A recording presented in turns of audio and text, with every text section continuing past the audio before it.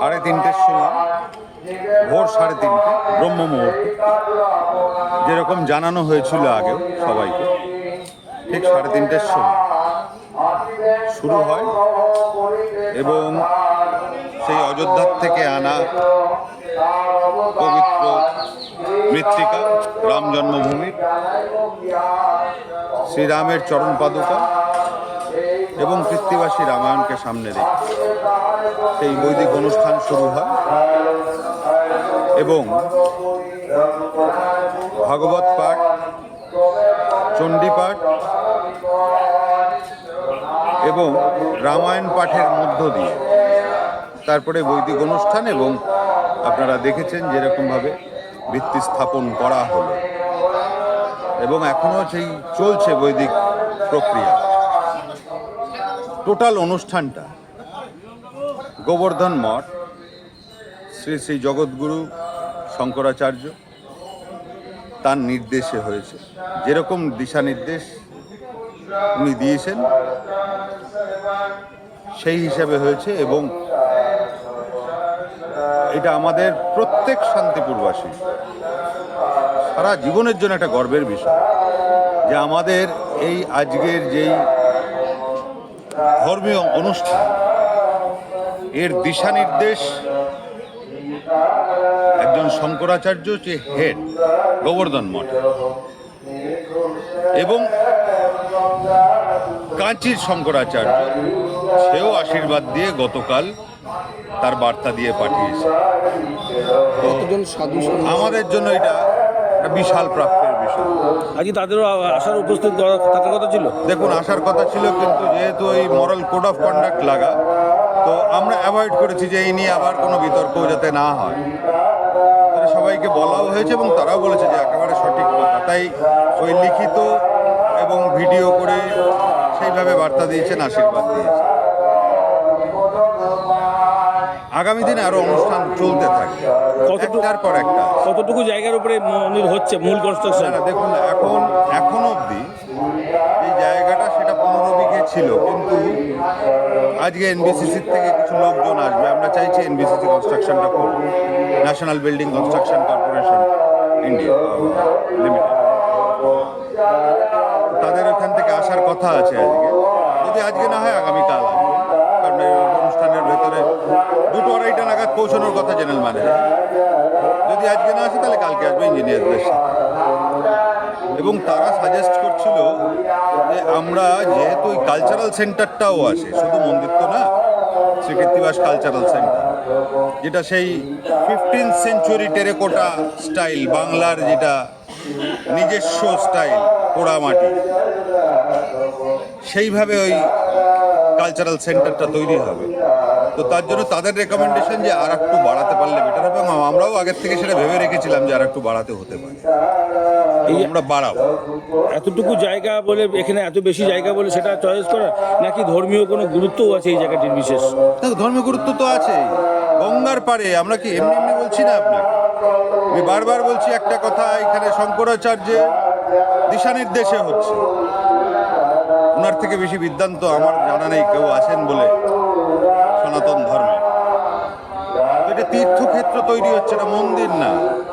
এখানে লাইন দিয়ে হবে মন্দিরের নির্মাণ, বিভিন্ন ধরনের রিলিজিয়াস একটা জায়গা তৈরি হতে যাচ্ছে, এটা তীর্থক্ষেত্র তৈরি হতে যাচ্ছে।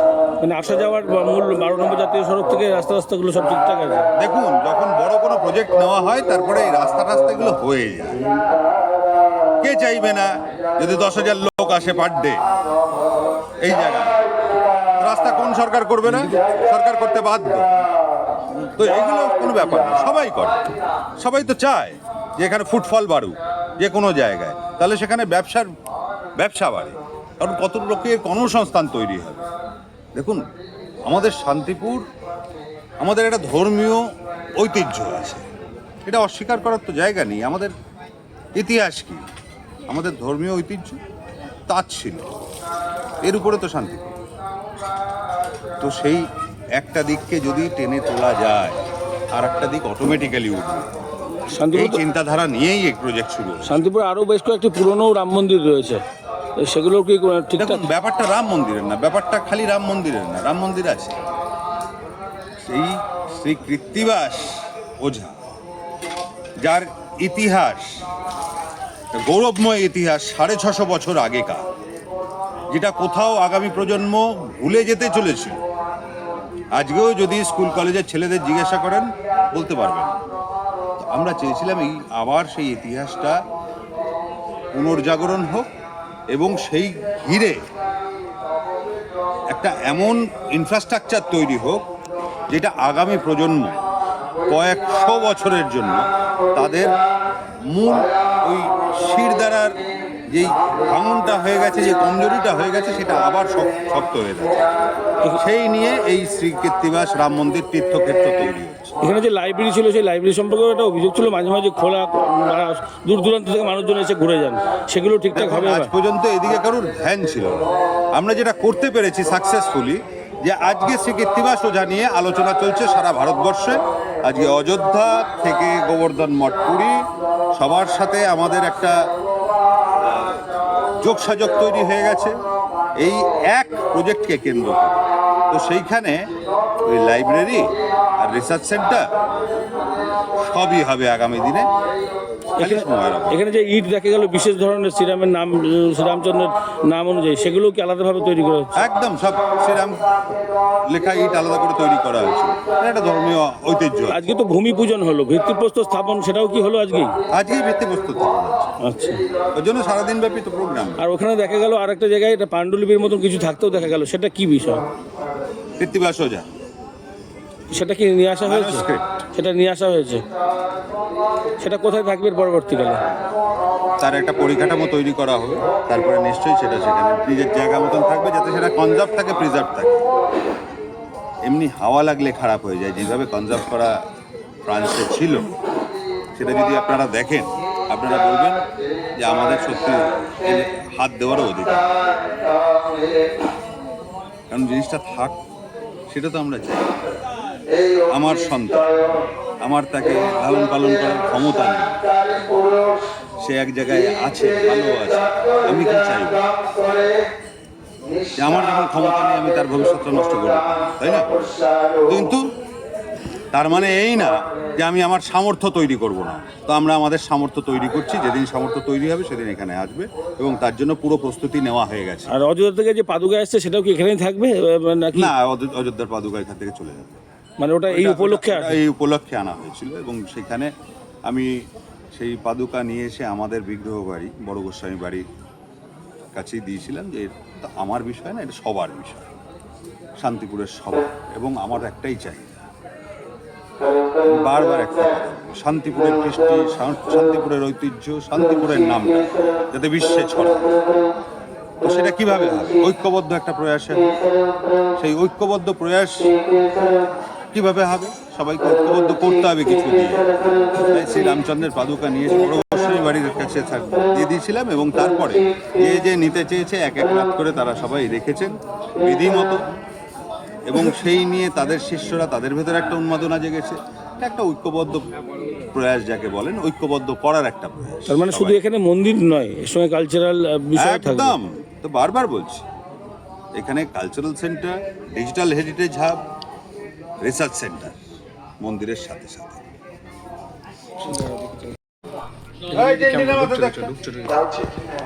প্রথম ঘরটির নাম নন্দা এবং দ্বিতীয় ঘরটির নাম ভদ্রা, তৃতীয় ঘরটির নাম জয়া, চতুর্থ ঘরটার নাম রিক্তা, পঞ্চম ঘরটার নাম পূর্ণা, ষষ্ঠ ঘরের নাম অজিতা, সপ্তম ঘরের নাম অপরাজিতা, অষ্টম ঘরের নাম শুভা। আপনারা ব্রাহ্মণ যারা আছেন ঘন্টা বাদ্য সহকারে মায়েরা শঙ্খ বাজিয়ে সবাই সঙ্গে যাবে। নাচ করিয়ে নিয়ে আসুন।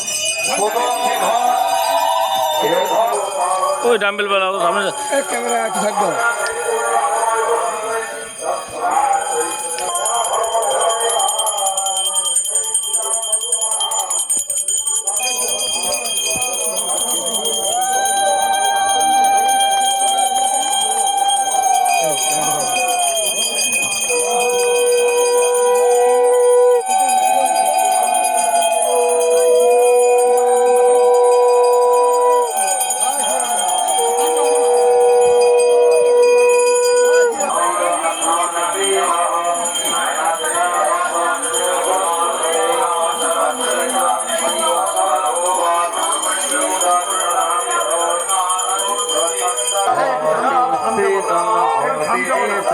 একটু থামতে বলো, একটু থামতে বলো।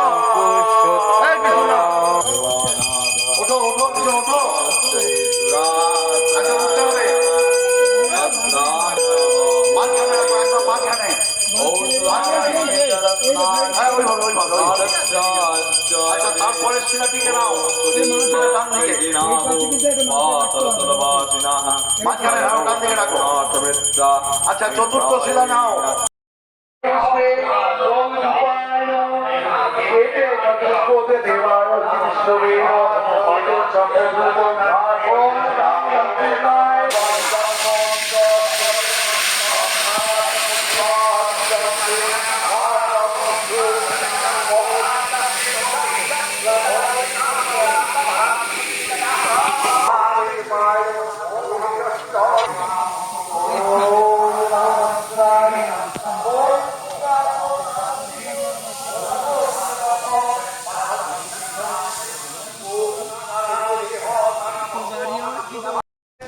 প্রথিত হবেন এবং শিলান্যাসের শুভ সূচনা হবে। এটি হচ্ছে নবশিলা এবং নব ঘট স্থাপনের মুহূর্ত উপস্থিত। বৈদিক উচ্চারণের মাধ্যমে, বৈদিক মন্ত্র উচ্চারণের মাধ্যমে এই সমস্ত ঘট এবং শিলা প্রথিত হবে ভূগর্ভে, যাতে ভিত্তিপ্রস্তর স্থাপন হবে রাম মন্দির নির্মাণের, যার উপরে সুবৃহৎ আকারে তৈরি হবে আমাদের মনস্কামনা পূর্ণ যে রাম মন্দির, সেই রাম মন্দির আমাদের গর্ব, পঞ্চামৃত আমাদের বহুদিনের ইচ্ছা। পঞ্চামৃত কুশবারি কুশ দাও একটু ধরো। এই পঞ্চামৃত হচ্ছে দেবতাদের পানীয়, দুগ্ধ, দধি। ওটাকে সম্মান করছে। ওম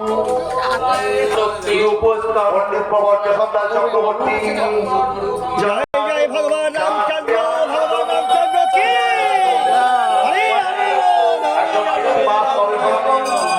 এবং কৃত্তিবাস ওঝা, সেই কৃত্তিবাস ওঝার যে বংশতালিকা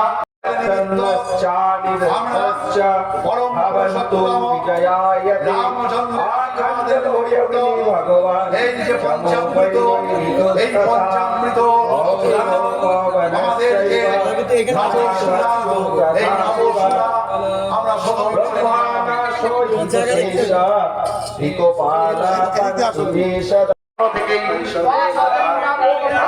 মূল চারটি গ্রন্থ আস্বাদনের দিকে বেশি গুরুত্ব দিয়েছি। একদিকে চলছে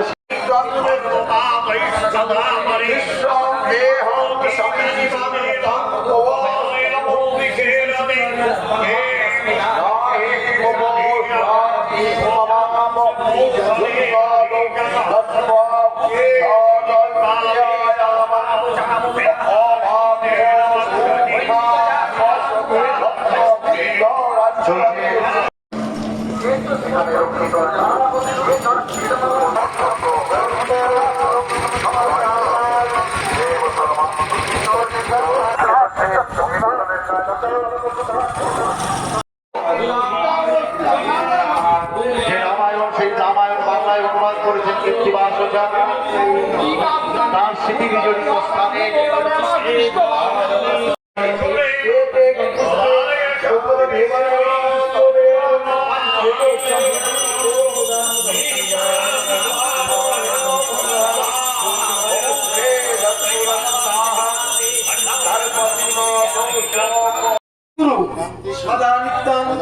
বিঘ্ন রাশি বিনাশায়, সমস্ত বিঘ্ন থেকে নাশ করার জন্য মঙ্গল গ্রহ আমাদের সহায়ক। মঙ্গল গ্রহের রূপ যে শিলা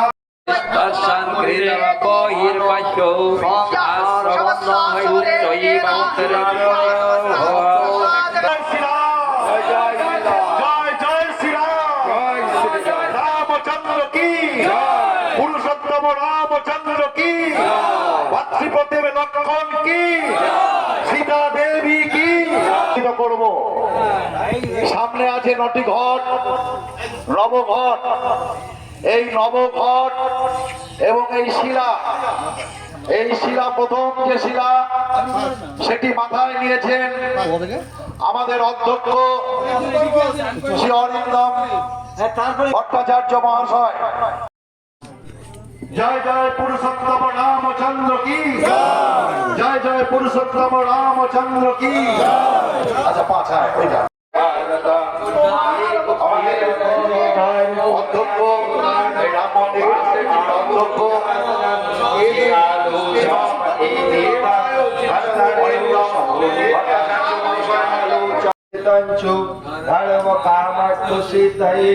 সিন্ধু ভৈরব জয় জয় শ্রীরাম জয় জয় শ্রীরাম। রঘুনন্দন কি সীতাপতি রামচন্দ্র কি সীতাপতি রামচন্দ্র কি। এইবার আসবে দ্বিতীয় যে শিলা, এই শিলা স্থাপন করবেন আমাদের অধ্যক্ষ অরিন্দম ভট্টাচার্য মহাশয়। ঠিক ওইটার সামনে বসবে। দশরথ নন্দন রামচন্দ্র কি দশরথ নন্দন রামচন্দ্র কি। এইবার আমরা আসবো দ্বিতীয় শিলায়। এটা তো দ্বিতীয় শিলার নাম দিয়ে দেবে। মঙ্গল। দ্বিতীয় শিলাটি হচ্ছে মঙ্গল মায়া, মঙ্গল গ্রহ। নমো নমো জিতে জয় দেবী সর্বসৌভাগ্য দায়িনী শত্রু নাশায় বিজয় দেহিবে সদা জয়াতং জগৎ।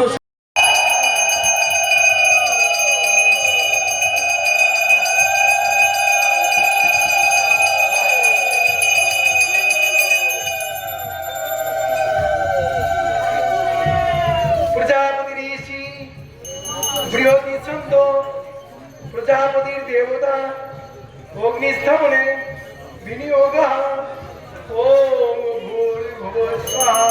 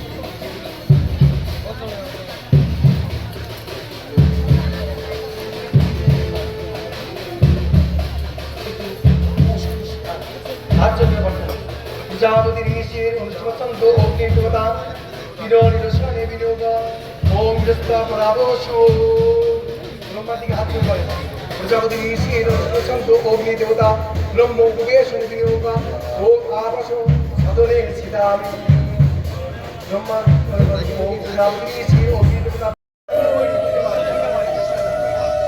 এই কোণের যে কুষ্ঠ আছে এই কুষ্ঠের দিকে ওই কুষ্ঠে 12 আঙুল আছে, 12 আঙুলে দাগ হবে। एक है यार পৃথিবী দেবতাটা কি তো বান্না আরে নিচে থেকে উপরে যাবে জানে নিচের দিকে